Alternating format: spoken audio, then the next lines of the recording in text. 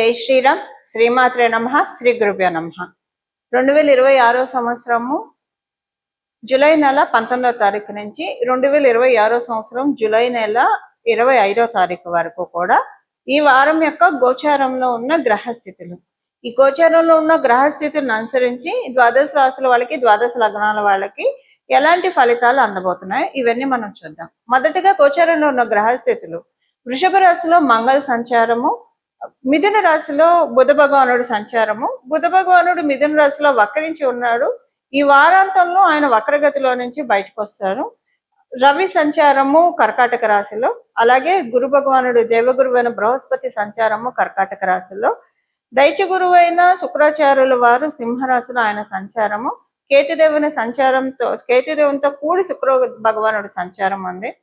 అలాగే రాహు భగవానుడు కుంభరాశిలో సంచారము, ఆఖరిదైన మీనరాశిలో శనేశ్వరుని సంచారం ఉంది.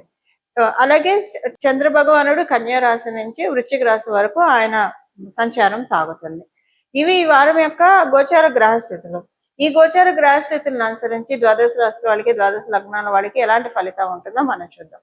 అసలు ఈ వారము స్పెషల్ సిగ్నిఫికెన్స్ ఏదన్నా ఉందా అంటే, బుధుడు వక్రగతిలోంచి బయటికి రావడం, ఈ వారాంతంలో వక్రగతిలోంచి బయటికి రావడం కొన్ని రాశుల వాళ్ళకి అమ్మయ్య అనిపిస్తుంది. అమ్మయ్య అనిపించే రాశుల్లో మొదటగా ఉండేది మిథున రాశి, కన్యా రాశి. వీళ్ళకి చాలా హ్యాపీగా ఉంటుంది. మిథున రాశి, కన్యా రాశిలో ఉన్న కన్యా రాశి వాడికి, లగ్నంలో పుట్టిన వాళ్ళకి చాలా హ్యాపీగా అనిపిస్తుంది ఈ వారంలో ఉన్న గోచార గ్రహస్థితుల ప్రకారం. అంటే బుధుడు బయటికి వక్రగతిలోంచి బయటికి రావడం ఇది చాలా సంతోషంగా అనిపిస్తుంది. మేజర్ ఈ రెండు రాశుల వాళ్ళకి ఎక్కువ సంతోషాన్ని తెచ్చిపెడుతుంది. మిగతా రాశుల వాళ్ళకి నార్మల్ గానే ఉంటుంది. ఇప్పుడు ఇంకా మనకి ఇంకొక స్పెషల్ విషయం ఏంటంటే, ఈ వారంలో ఉన్న గోచార గ్రహస్థితులు రవి గురువుల కలయిక కర్కాటక రాశిలో. ఇది ఒక మంచి సిగ్నిఫికెన్స్ ని ద్వాదశ రాశుల వాళ్ళకి, ద్వాదశ లగ్నాల వాళ్ళకి అందిస్తుంది. ఇది ఏ విషయాల్లో మంచి చేస్తుందో మనం విడిగా కూడా ఒక దీని గురించి ఒక వీడియోస్ చేస్తాను నేను. 12 రాశుల వాళ్ళకి ఎలా ఉంటుంది అనేది విడిగా చేస్తాను. బట్ ఈ వారం అసలు మిగతా క్యాలిక్యులేషన్స్, ఇప్పుడు వీళ్ళ రాశి నుంచి లాభస్థానంలో ఆయన సంచారం, అంటే కర్కాటక రాశిలో రవి గురువుల సంచారం జరుగుతుంటే మంగళ లాభ రాశి అయిన వృషభ రాశిలో ఉన్నాడు. సో అది కూడా ఒక స్పెషల్ సిగ్నిఫికెన్స్ ఉంటుంది. అలాగే మంగళుడు చతుర్థ దృష్టితోటి సింహరాశి మీద ఆయన దృష్టి పెట్టాడు. సో వీటన్నిటికీ కూడా ఒక మంచి సిగ్నిఫికెన్స్ ఉంటుంది. అవేంటో మనం ఈ వారం ఉన్న గోచార గ్రహస్థితుల ఫలితాల్లో తెలుసుకుందాము. ఇంకొకటి ఏంటంటే, ఈ వారము అన్ని రాశుల వాళ్ళకి, అలాగే అన్ని లగ్నాల వాళ్ళకి కూడా యూనిక్ గా కొన్ని పాయింట్స్ అప్లికేబిలిటీ ఉంటుంది. ప్రతి ఒక్క రాశి వాళ్ళకి కూడా యూనిక్ గా అప్లికేబుల్ అయ్యే పాయింట్ ఏంటంటే, ఫైనాన్షియల్ క్లమ్జీనెస్ తోటి బాధపడుతున్న వాళ్ళు ఎవరెవరైతే ఉన్నారో వాళ్ళందరికీ ఈ వారం ఒక ఊరట వస్తుంది. అందరికీ ఫైనాన్షియల్ గా ఇబ్బందులు ఉండాలని ఉన్నది, కొంతమందికి ఉండదు. అలా ఏం ఉండదు. అలా ఉండని వాళ్ళకి ఇంకా బెటర్ గా ఉంటుంది ఈ వారం. అలా ఏదైనా ఇబ్బందులు పడుతూ ఉంటే ఈ వారం వాటిల్లోంచి రిలీవ్ అవ్వడానికి చక్కటి అవకాశం ప్రతి ఒక్కరికి వర్తిస్తుంది. ఇది ఒక రాశి వాళ్ళకని కాదు, ఒక రాశి వాళ్ళకని పరిమితంగా లేదు, ప్రతి ఒక్క రాశి వాళ్ళకి వర్తిస్తుంది. ఇప్పుడు మిథున రాశిలో బుధ భగవానుడు వక్రగతిలోంచి బయటికి రావడం, శుభకర్తరిలో ఉన్నాడు. శుభకర్తరిలో ఉండడానికి కారణం ఏంటంటే, గురు భగవానుడు ద్వితీయ రాశిలో ఉండడం వల్ల అది శుభకర్తరిలో ఉన్నాడు. సో ఇలా అందరికీ కూడా కొన్ని మంచి జరుగుతుంది. ఇప్పుడు ఒక్కొక్క రాశి వాళ్ళకి ఏ విషయంలో మంచి జరుగుతుందో ఈ వారఫలాల్లో భాగంగా మనం తెలుసుకుందాము. మనం ప్రతిదీ విడివిడిగా ప్రతి ఒక్క మేషరాశి మొదలుకొని మీనరాశి పర్యంతం వరకు కూడా ఒక్కొక్కరికి ఎలా ఉంటుందో ఇప్పుడు మనం చూద్దాం. మకర రాశి, మకర లగ్నంలో పుట్టిన వాళ్ళకి ఈ వారము మీకు అనుకూలంగానే ఉంది. గడిచిన వారాల్లో ఉన్న ప్రతికూలతలు ఈ వారం మీకేమీ కంటిన్యూ అవ్వవు. ప్రశాంతంగా అనిపిస్తుంది. ఎక్కువ ఎవరు మీతో మాట్లాడట్లేదు అనిపిస్తుంది మీరు అది కూడా అనుకుంటారు, ఇది మన మంచికేలే, మనకి ఇదే హాయిగా ఉంది, మాట్లాడి మళ్ళీ ఎందుకు ఈ గోలలంతా కదా గోల అనిపిస్తుంది మీకు. ఈ ఐసోలేషన్ని మీరు ఎంజాయ్ చేస్తారు. ఒక్కోసారి ఎవరైనా ఇగ్నోర్ చేస్తున్నారంటే కొంచెం బాధ అనిపిస్తుంది. ఇప్పుడు ఇగ్నోర్ చేస్తున్నా మీకు అనిపిస్తుంది, మీ నెత్తి మీద పాలు పోసారు, పీడ విరగడైంది, ఎలాగ మీరే దూరం పెట్టాలనుకుంటున్నారు, వాళ్ళే ఇగ్నోర్ చేస్తున్నారు, హాయిగా అనిపిస్తుంది అది. అయితే కొంచెం ఏంటంటే, ఇగ్నోర్ చేసేవాళ్ళు ఇగ్నోర్ చేసినట్టు ఉంటే ఓకే, బట్ మీ మీద మీ వెనక చాలా ప్రచారాలు చేస్తూ ఉంటారు. అదొకటి కొంచెం మీకు బాధ అనిపిస్తుంది. కానీ ఈ వారం ఉన్న గోచార గ్రహస్థితుల రీత్యా మనసు అయితే ప్రశాంతంగా ఉంటుంది. ఏది ఉన్నా కూడా ఏం పట్టించుకోరు మీరు. చాలా ప్రశాంతంగా ఉండడానికి మీరే ప్రయత్నిస్తారు, అలాగే ఉంటారు. కొంచెం ఫోన్లో ఇప్పుడు మాట్లాడట్లేదు కాబట్టి ఇంకా ఎన్నాళ్ళు చెప్పుకుంటారు ఏదైనా మీ మీద, తర్వాత అయినా ఆపేస్తారు కదా అని కొంచెం ఇదే కంటిన్యూ చేయాలి అని మీరు గట్టిగా ఫిక్స్ అవుతారు. ఉద్యోగస్తులందరికీ కూడా అనుకూలమైన సమయము. మీరు ఉద్యోగస్తులైతే దూర ప్రాంతానికి మీరు వెళ్ళాలని ప్రయత్నిస్తూ ఉంటే కనుక ఇది సమయం అనుకూలంగా ఉంది. లోన్ కోసం ప్రయత్నించడానికి సమయం అనుకూలంగా ఉంది. పెండింగ్ వర్క్స్ అన్నీ కూడా ఈ వారం క్లియర్ అవుతాయి. దానికి కారణం ఏంటంటే మీకు సమయం ఎక్కువ దొరుకుతుంది. ఎక్కువ గ్యాదరింగ్స్ ఉండవు, ఎక్కువ ఎవరితో మాట్లాడరు. మీ పని మీద మీరు ఎక్కువ ఫోకస్ చేస్తారు. అంటే అంతకుముందు మీరు మీ పని పాడు చేసుకున్నారని కాదు, కానీ మీకు ఈ వారం అర్థమవుతుంది ఎంత మీరు టైం వేస్ట్ అయిందో కొంతమంది వల్ల.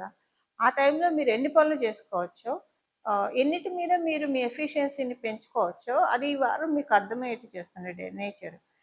ఇది మీకు చాలా తృప్తిగా కూడా అనిపిస్తుంది. పోన్లో ఎప్పుడైనా కూడా ఇలాంటి అవకాశం దొరికింది అని చెప్పి అనిపిస్తుంది. ఇలా మీ సంతానానికి సంబంధించిన అనుకూలతలు ఎక్కువగా ఉన్నాయి. మీరు గృహిణీలు అయితే కనుక చక్కటి సమయం మీ ఫ్యామిలీ మెంబర్స్తో మీరు ఎంజాయ్ చేస్తారు. మీరు సీనియర్ సిటిజన్స్ అయినా సేమ్ మీ ఫ్యామిలీ మెంబర్స్ తోటి ఎక్కువ సమయాన్ని మీరు కేటాయించగలుగుతారు. వ్యాపారస్తులకి వచ్చిన ఇబ్బంది ఏం లేదు, చక్కగా వ్యాపారం సాగుతుంది, అనుకూలతలు ఎక్కువగా ఉంటాయి. ఇదే మీ వ్యాపారం మీద మీరు ఫోకస్ ఎక్కువ పెడతారు. ఏం చేస్తే మీ వ్యాపారం పెరుగుతుంది, ఏం చేస్తే మీ ఇన్కమ్ పెరుగుతుంది, ఇలాంటి వాటన్నిటి మీద కూడా ఫోకస్ ఎక్కువ పెడతారు. ఇవి ఈ వారం యొక్క గోచార గ్రహస్థితుల ఫలితాలు మకర రాశి మకర లగ్నంలో పుట్టిన వాళ్ళకి. పరిహారము, ఈ వారము చేసుకోవాల్సిన పరిహారము ద్వాదశ రాశుల వాళ్ళకి, ద్వాదశ లగ్నాల వాళ్ళకి సూర్య భగవానుడి యొక్క బలాన్ని పెంపొందించుకోవడానికి, రవి బలాన్ని పెంపొందించుకోవడానికి ఇది అత్యద్భుతమైన అవకాశం. మీ జన్మజాతకంలో రవి బలం ఉన్నా లేకపోయినా, రవి బలం లేకపోతే ఎలా ఉంటుంది, ఆత్మన్యూన్యత భావం ఎక్కువగా ఉంటుంది. ఒక్కొక్కసారి ఇగో కూడా ఎక్కువగా అనిపిస్తుంది, ఇగో ఎక్కువ ఉంటుంది. ఎక్కడ ఉండకూడదు అక్కడ ఈగో చూపిస్తాము. అలాగే ఎక్కడైతే మనం ఎక్స్పోజ్ చేయాలో అక్కడ ఆత్మన్యూన్యతగా ఉంటుంది. సో రవి బలం లేకపోతే ఇలాంటివి ఎక్కువగా ఉంటాయి. అలాగే గవర్నమెంట్ వాళ్ళతోటి ఒక్కొక్కసారి కొన్ని చిన్న చిన్న ఇబ్బందులు రావడానికి అవకాశం ఉంటుంది.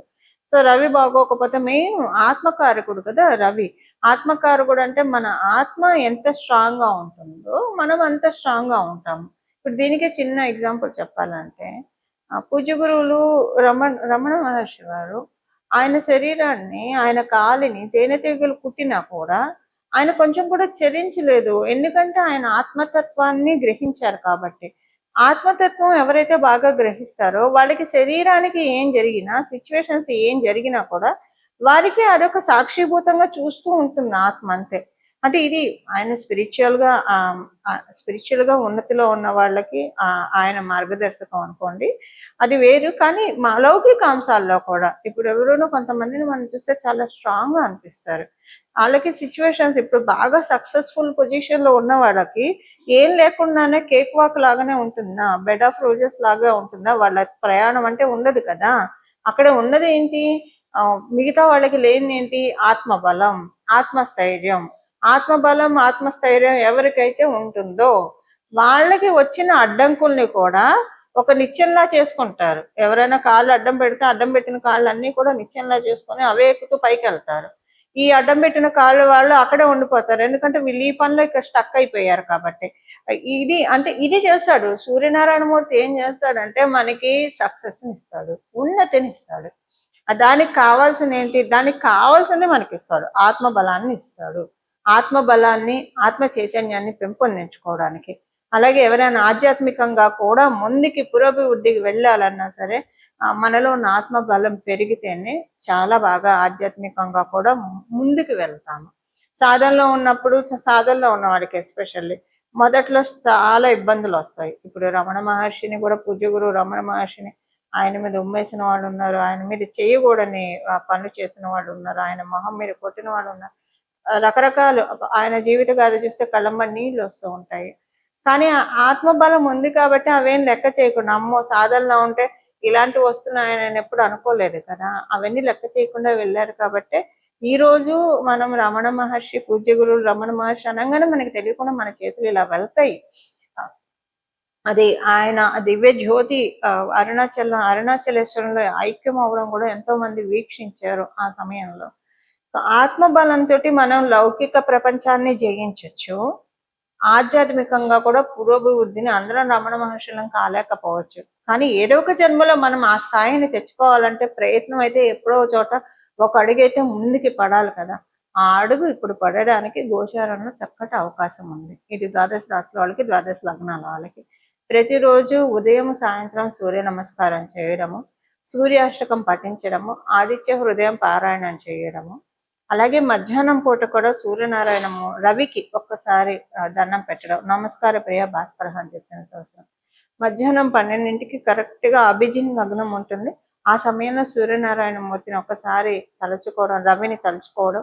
మీకు వీలుంటే ఒకసారి బయటకు వెళ్ళి బాల్కనీలో, ఒక కారిడార్లో, లేదా బయటకు వెళ్ళి స్వామివారిని తేరిపార చూసి, రవిని తేరిపార చూసి దండం పెట్టుకోవడం. ఇంతే సింపుల్. ఇలా చేయడం వల్ల ఆత్మ చైతన్యం, ఆత్మ బలం పెరుగుతుంది.